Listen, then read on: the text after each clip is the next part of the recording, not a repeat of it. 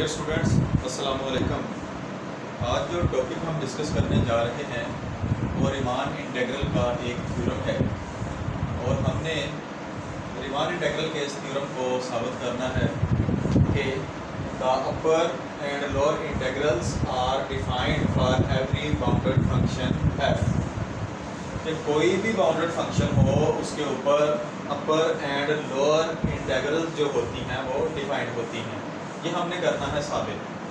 तो चलते हैं हम अपने काम की जानिब तो इसका प्रूफ करते हैं थ्योरम का।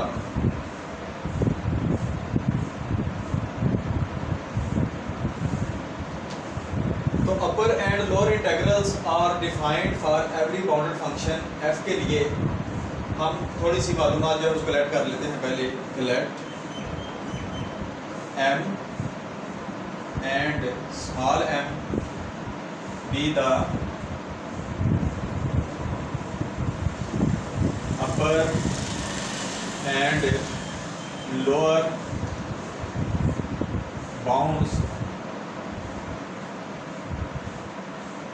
Late M and M be the upper and lower bounds on of function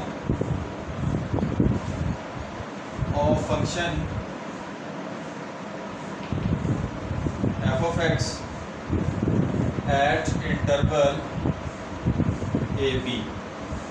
हमने क्या किया जी कि m एंड m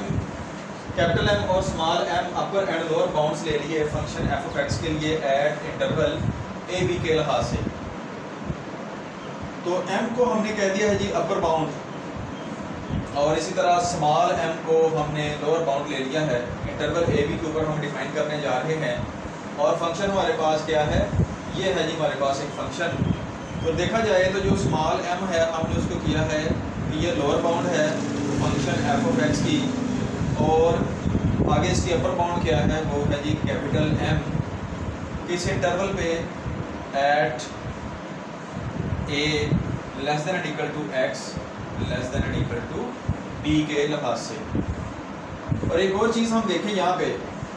ये जो स्मॉल m है ये हमने सबसे लोएस्ट वैल्यू ली, सबसे लोएस्ट वैल्यू ली। तो इसके लिहाज से हम एक और बात भी लिख सकते हैं फिर कि ये जो m हाई है ये less than and equal to होगी m i से,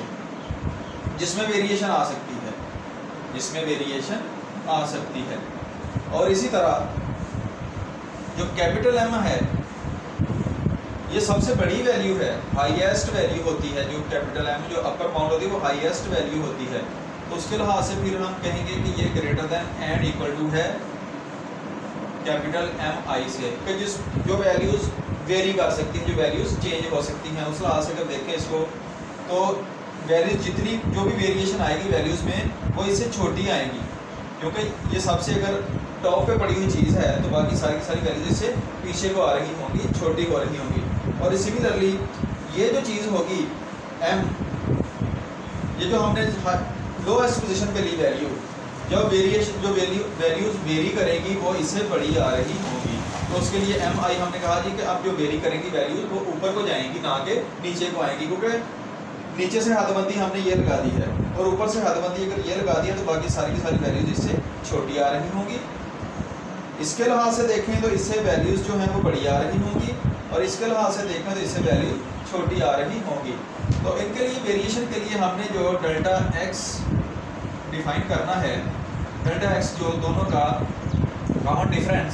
तो वो हमारे पास बराबर होगा xi - 1 से xi।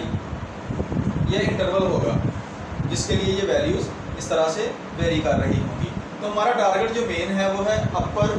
एंड लोअर इंटीग्रल्स पर पहुंचना। तो उस पर पहुंचने से पहले हमें क्या करना पड़ेगा, हमें upper bound and lower bound को डिफाइन करना पड़ेगा। तो लोअर बाउंड देखते हैं क्या होती है। Lower bound of partition of the function, ये हमारे पास बराबर होती है summation i is equal to 1 to n। अब i ले लिया ना हमने तो i के लिहाज से ही करेंगे डेल्टा एक्स आई और साथ में क्या आएगा, अगर लोअर बाउंड कर रहे हैं तो m i आएगा। एम आई आएगा, डेल्टा एक्स आई और एम आई आएगा। और एक और बात जो हमने देखी, अगर ये इसके बराबर है तो ऊपर हम ये डिस्कस कर चुके हैं कि अगर मैं यहाँ पे अब एम पुट कर दूँ, एम आई की जगह अगर मैं एम दर्ज कर दूँ तो क्या चीज़ बनेगी, ये फिर मैं कह सकूँगा कि ये वाली चीज़ अगर बड़ी है इस वैल्यू से, ये वाली चीज़ अगर इस वैल्यू से बड़ी है तो ये फिर छोटी होगी, ये फिर क्या होगी जी, छोटी होगी। तो इस लिहाज से मैं लिख सकता हूँ, अगर मैं एम आई डिफाइन करता हूँ, क्योंकि एम आई और छोटी वैल्यू पोजीशन है, या तो इक्वल है या फिर और छोटी होगी वैल्यू, तो मैं उसकी जगह फिर लिख सकता हूँ summation i is equal to 1 to n delta x i, और साथ में मैंने लिख दिया m, साथ में क्या लिख दिया मैंने जी, m लिख दिया लोअर बाउंड पोजीशन पर पहुंचने के लिए। और अब हमारे पास ये जो डेल्टा एक्स आई है, ये देखें तो ये किस तरफ को मूव कर रहा है। अगर मैं इसको इस तरह से देखूं, डेल्टा एक्स आई, बाकी इसकी वैल्यू तुम्हारे पास आ चुकी है, अब इसकी वेरिएशन है। अगर मैं समीशन खत्म करना है तो डेल्टा एक्स आई मैं लिख सकता हूँ फिर कुछ इस अंदाज से, पार्टीशन को मैं तोड़ लेता हूँ, देखता हूँ किस तरफ को ये वैल्यूज मूव कर रही हैं। तो क्या आएगा, x1 माइनस एक्स नाट, वाओ, x2 minus x1, x3 minus x2, ऐसा चलता चला जाएगा और एक पोजीशन आएगी कि xn minus xn minus 1 position बन जाएगी, xn माइनस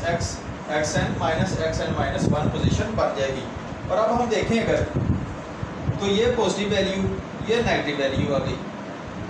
ये पॉजिटिव वैल्यू है। और साथ में अगर समीशन डिफाइन कर रहे थे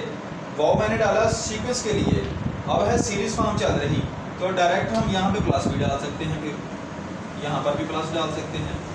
ऐसा यहाँ पर भी प्लस आएगा, यहाँ पर भी प्लस आएगा।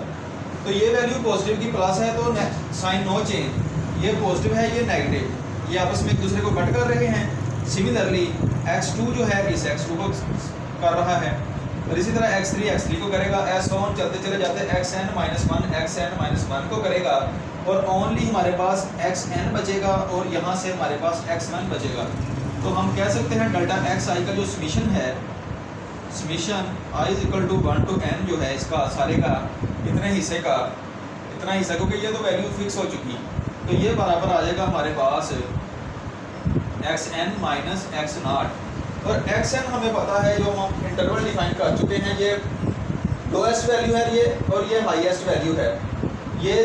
x नाट वैल्यू है और ये xn वैल्यू है। तो उस लिहाज से भी मैं कह सकता हूँ फिर ये कि ये b माइनस ए ही है, b माइनस ए ही है हमारे पास। और अब मैं अगर यहाँ पे पुट कर दूँ यहाँ पे, तो हमारे पास ये क्या पोजीशन बनने जा रही है। अगर मैं direct greater than equal to लिख दूँ तो मैं लिख दूँगा b minus A into M, b minus A into M, या m into B minus A भी आप लिख सकते हैं।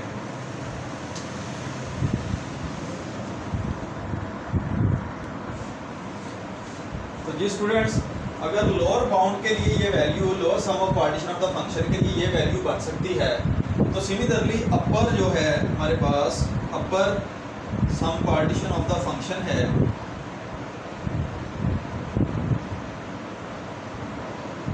उसके लिए अगर देखें हम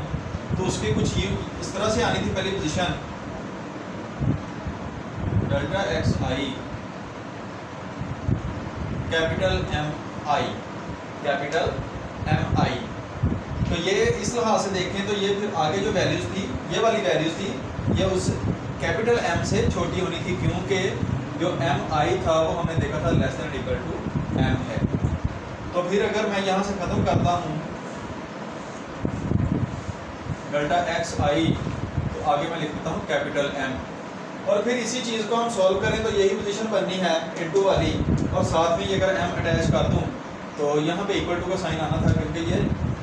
इज इक्वल हैं, आपस में इज इक्वल टू हैं। तो ये आ गया b minus A of capital M value. तो हम देखें कि ये जो वैल्यू है ये लोएस्ट वैल्यू शो हो रही है, और इस वैल्यू से ये वाली वैल्यू जो है बड़ी है। क्यों बड़ी है? क्योंकि ये इसके तो इक्वल है ये, लेकिन ये आगे इससे लेस है और ये आगे जो है इसके बराबर है, तो डायरेक्ट मैं यहाँ से लिख सकता हूँ b minus A of m less than and equal to lower sum of partition of the function, और वो आगे लेस देन है upper sum of partition of the function, और वो आगे less than and equal to किसके है, b minus A of capital M के। तो आगे जी ये तो हम साबित तो हम कर चुके हैं जो उसने बात की थी, लेकिन अगर उसने इंटीग्रल की बात की है तो हम यहाँ पे अगर ग्रेटेस्ट लोएस्ट अपर बाउंड लगा लेते हैं और इसी तरह यहाँ पे ग्रेटेस्ट लोअर बाउंड लगा लेते हैं, इन्फिमम और सुप्रीमम शो कर भी लेते हैं, लेकिन फिर भी ये इनके अंदर ही बातें रहेंगी, ये इन दोनों के, क्योंकि ये उसकी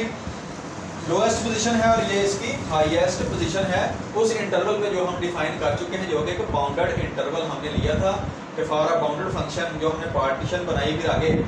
लेके कहाँ से चले थे हम, बाउंडेड पोजीशन से ही। तो जिस मर्जी अंदाज से हम देखें इसको, आगे हम सिंप्लीफाई अगर और भी करना चाहें, इंटीग्रल भी शो करना चाहें, तो हम एक तो ये स्टेप कर सकते हैं less than and equal to, इसके साथ मैं लगा देता हूँ lowest upper bound of L of partition of the function, और वो लेस देन होगा greatest lower bound of upper sum of partition of the function, और वो फिर भी लेस देन ही रहेगा b minus A of capital M से, और यहाँ से इंटीग्रल भी बना सकते हैं लोअर एंड अपर इंटीग्रल, तो लेस देन इक्वल टू